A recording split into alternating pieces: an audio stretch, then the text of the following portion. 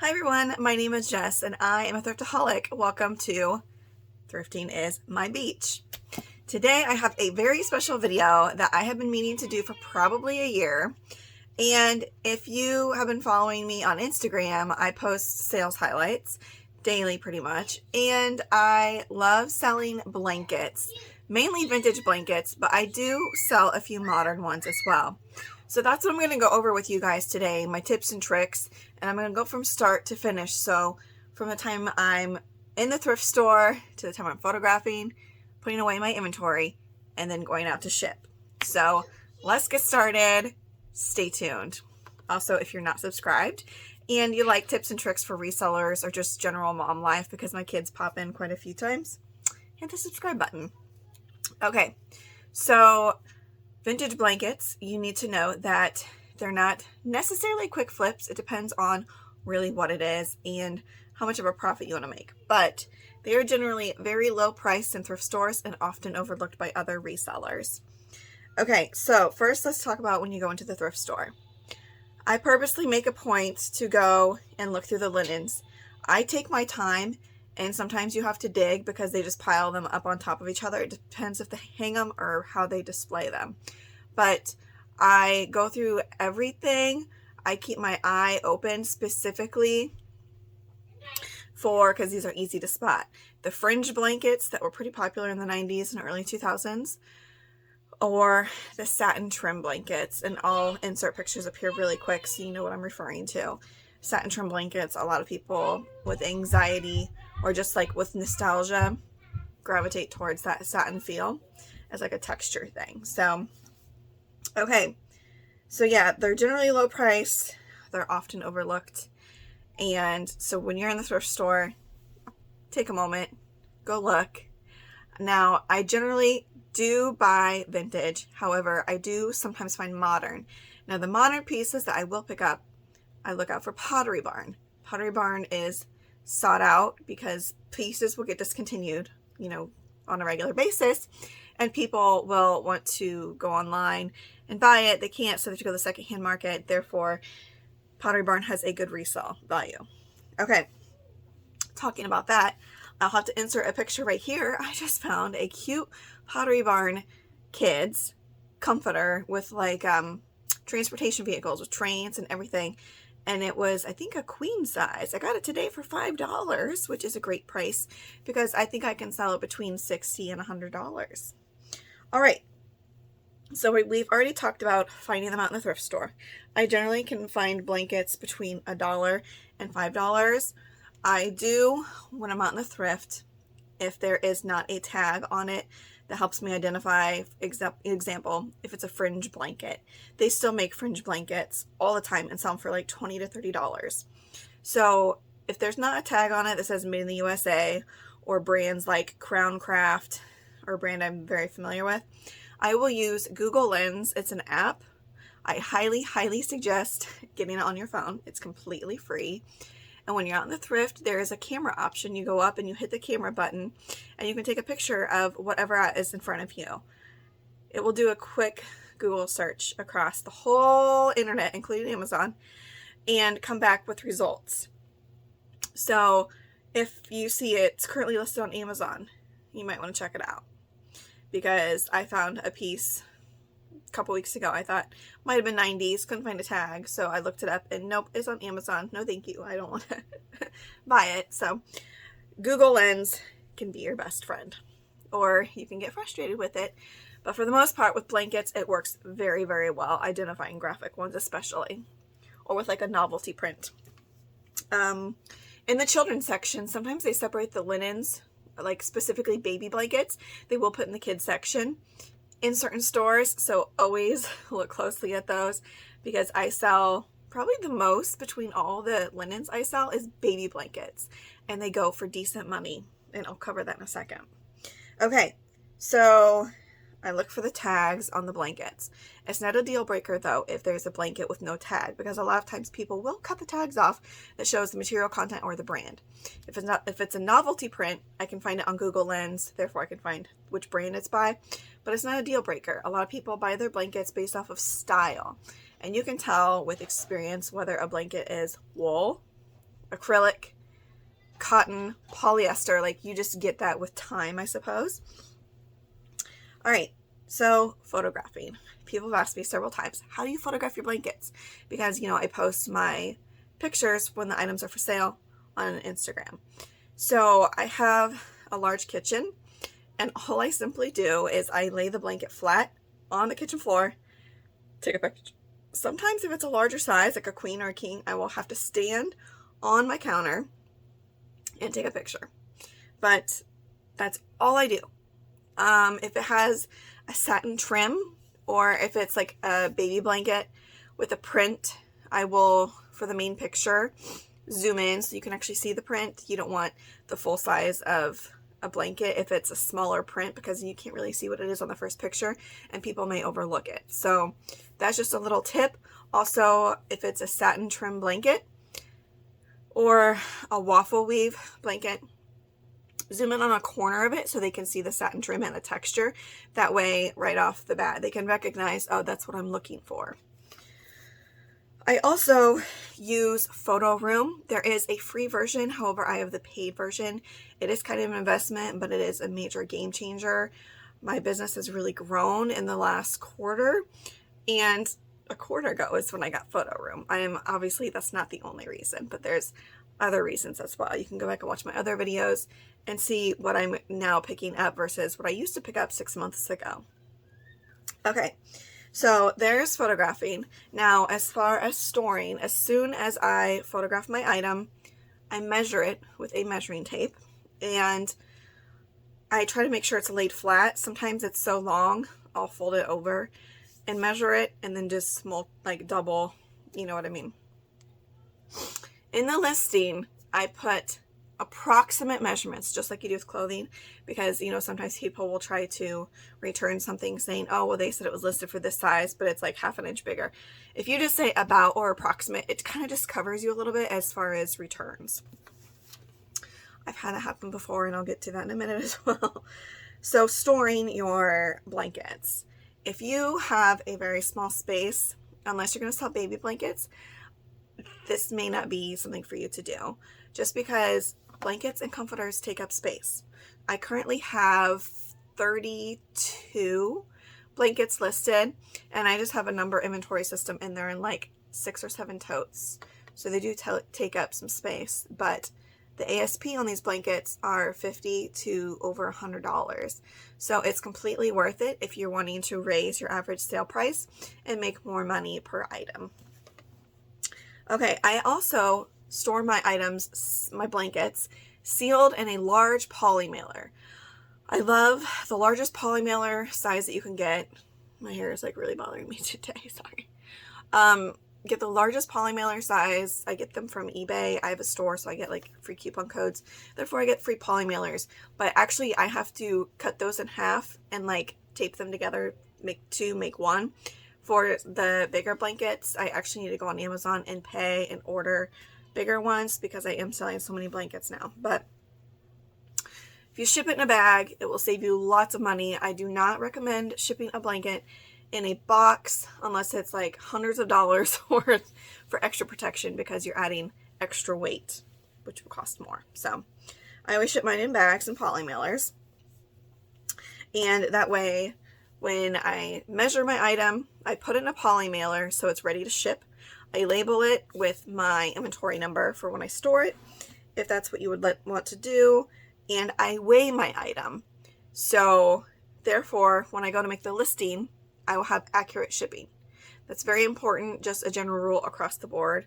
If you're shipping anywhere besides Poshmark, where you need to know the weight. Okay? All right. Now we're going to get into some recent sales and some bolos. Okay.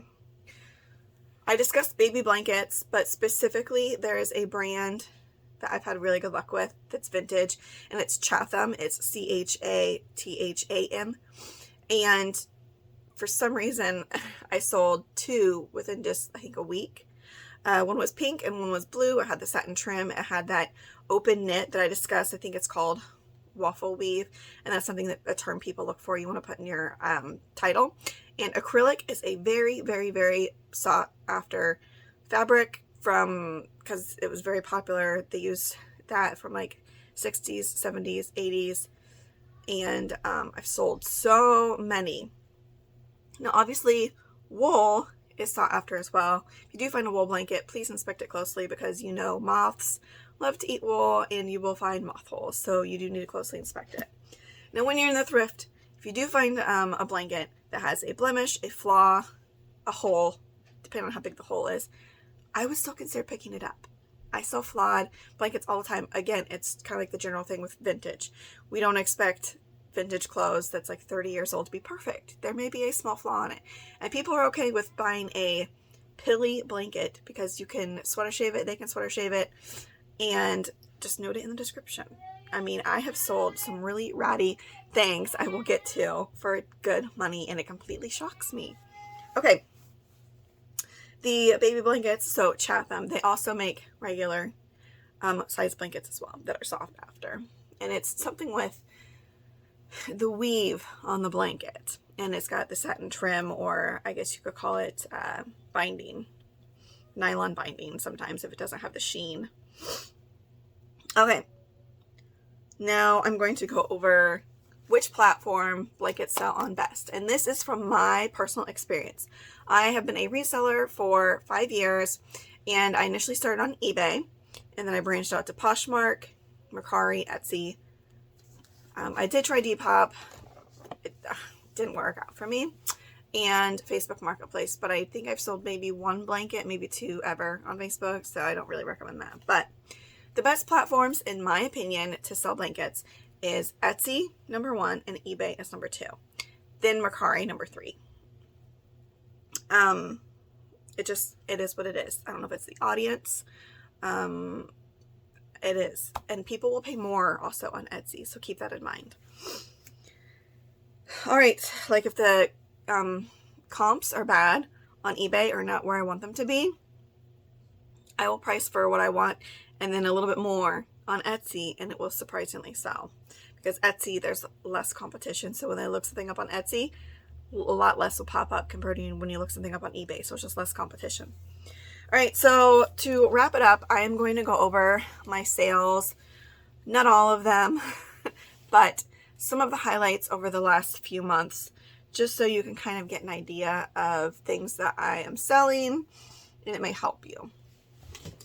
Okay, I'm going to scoot over a little bit, and you can see all my husband's junk on his dresser. It never goes away.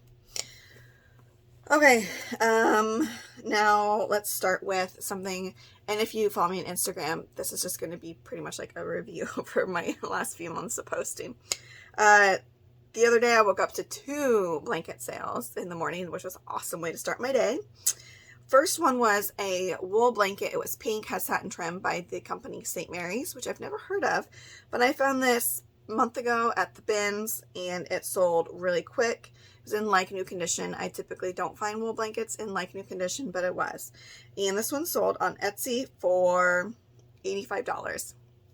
And then I never pay for shipping. I always have buyers pay for shipping, which it generally does cost a little bit more to ship blankets. They weigh between 2 and 3 pounds. Comforters can weigh up to 10 pounds.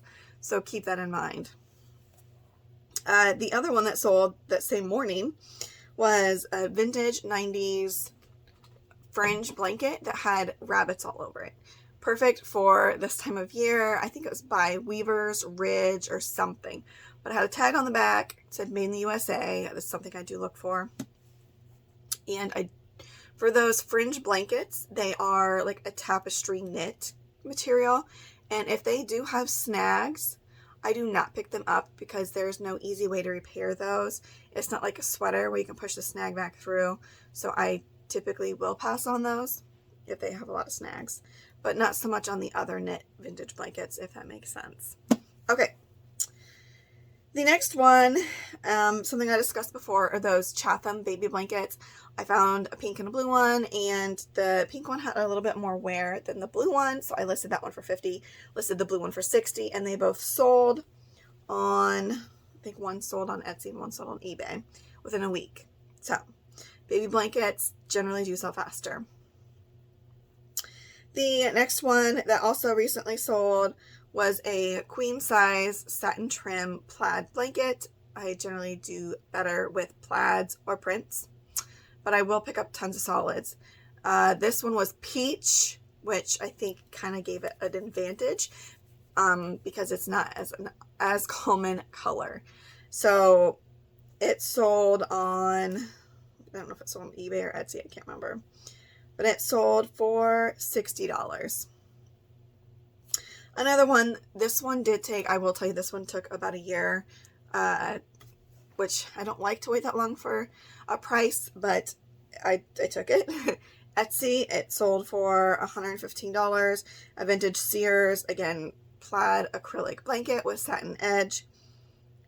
This one I had listed for significantly cheaper on eBay, and somebody bought it on Etsy for $115 plus shipping.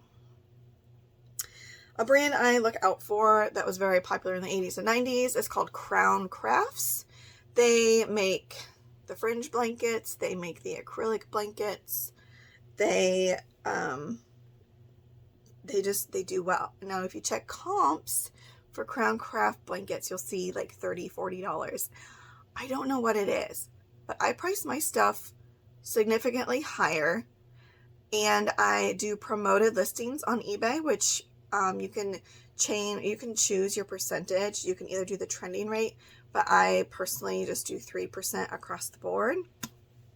And so it bumps your listing up in the searches, so it pops up near the top based on what people are specifically looking up. But that's just me. It's something you don't have to do. It's just something I may recommend. So Crown Crafts is a quality made in USA brand I would look out for. Another bolo that I haven't discussed yet that I love selling is San Marcos. They are known for their reverse acrylic blankets. A lot of times they're like an animal or some graphic on it. They can have square corners. They can have rounded corners. I have sold quite a few of those, and I always look out for the tag. The made in Mexico ones are the ones that I guess have higher value, or so I've been told, but I'm going to insert a picture of the tag so you can see that. But I have actually, I think I've only found one with the tag. They just have the colors are inverted on the other side, so you can just tell it's a San Marcos. Once you see one, you know, right? I have found some baby blankets of theirs that do pretty well. And then I currently have a big horse graphic blanket that I've had for almost a year. I have it listed for $125, so maybe that's too high, but I will lower the price over time. The more rare ones, I wait for the right buyer. But you don't have to do that if you don't want to. Okay, so when I mentioned Crown Crafts, I found a blanket, and I just know by looking if it's acrylic and it's got like that certain kind of binding that it was really popular in the 80s. I'm going to actually insert a picture of myself watching our old tube TV. I was about 4, and you can see the brown printed blanket. We had that for decades. I wonder if my mom still has it, because I would love to have it for just nostalgia. I used to, like, those blankets are so freaking comfortable. And my husband actually has 2 from his childhood that we still currently use. They just wash really well, and they're very quality, well-made blankets. So I found one, and it was actually in a bag, folded up. I didn't even know what was on it or what brand it was. I just knew it was a vintage acrylic blanket, and it was marked for like $2 or $3 at the thrift store. So I went ahead and I picked it up. I got it home, and I opened it, and it was actually a dinosaur print blanket by Crown Crafts. And it was blue, and it had, I think, primary colors of different dinosaurs. And as you know, I'm a boy mom, and one of my kids is obsessed with dinosaurs. So I couldn't find one to compare comps, but I hardly ever go by comps on eBay. And I listed this one for $89.99, and it sold on eBay. Now, I mentioned before about how you should put, obviously, your measurements for linens. It's very important for people. Well, I put measurements in for a 1970s like fake patchwork comforter. It was blue and brown, and I did not put, did I put the words approximate? I don't think I put approximate in the measurements. And the buyer got it, and this sucker weighed almost 10 pounds. And so shipping was like $25. I think I got a discount shipping it to them. However, they stated that their measurements, it was like 2 inches off or something. But when you measure knit material, you can like fabricate measurements quite easily. So I had to take the return because they asked for a return case item not as described on eBay, and there's no way around declining those. So I had to accept it, and at the time I didn't know if there's a way around getting a cheaper label. So I actually had to eat $25. I originally got this comforter for I think $8. Sold it to somebody for $100 on eBay. Had to pay $25 to get it returned back to me. Wasn't very happy about that. However, I relisted it for the $100 and it did sell and the buyer was happy. So that did eat a big chunk into my profits. It was a learning experience for myself, to put approximate. Okay.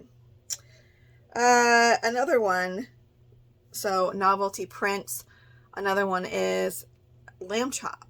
Do you remember the show Lamb Chop? It was very popular in my childhood.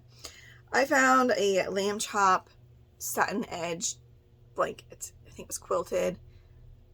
It was very, very cute. And I knew somebody who's probably about my age would love it. So yes, they did. They loved it so much they spent $75 on this blanket that cost me a couple of dollars. I'm trying to go through here and see which ones I haven't covered with you guys. Oh, and then another one, Pooh, Winnie the Pooh. Vintage Winnie the Pooh blankets can go for crazy money. If you just want to Google, or not Google, but if you just want to go on eBay and type in baby blanket, go to Solds and then like insert a price range and you can go through, and there's some Chatham ones. Like there's a baby blanket, I think that's a balloon print on it, that goes for $100 or more. It's insane what some of these blankets can go for. So if you just want to do a quick eBay search, you can find a lot. Keep it in your brain for when you're out in the thrift.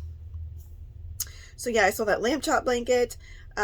People will really pay up for like Barney stuff. I recently sold a toddler Barney sweatshirt for like $50. Just, it's crazy what people will pay. You know, but I hope this video inspires you to possibly consider branching out and selling blankets. If you think about it, it's an everyday item. It's not like a piece of clothing that people don't need. I think they're more likely to buy a blanket than clothing, in my opinion. And we love blankets here at our house. We have so many. It's just a good warm feeling. So that's that. And my lighting is like way off because I'm filming in my bedroom and I look like a ghost, but it is what it is. So I hope you guys enjoyed this video. I'm going to probably post a haul. I went shopping today in Peoria, Illinois to 3 thrift stores because I was not satisfied with what I had been finding. So I went 3 thrift stores and I will be posting that haul probably tomorrow. I'm trying to get my channel back alive, so please comment down below what you think about blankets. Do you sell blankets? And just say hello. All right, I will talk to you tomorrow, guys. Bye.